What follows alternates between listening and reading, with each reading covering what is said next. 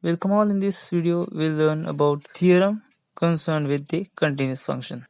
The statement of theorem is, if x and y are two topological spaces, f is a continuous function from x to y, and A is any subspace of x, then the restriction map of function f on set A from A to y is also continuous.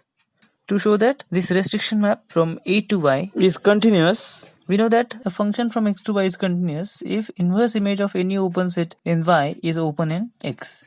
So for this, we'll consider V as any open subset of y. Then what will be our claim? To show that inverse image of this V under restricted map is open in A. Now, inverse image of this set V under map F will be F inverse of V, which may or may not have intersection with set A.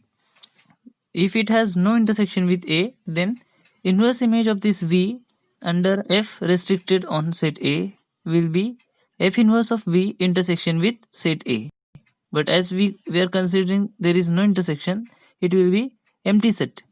And we know that empty set is open in X and can be expressed as empty set intersection with set A. And we know that empty set is open in X.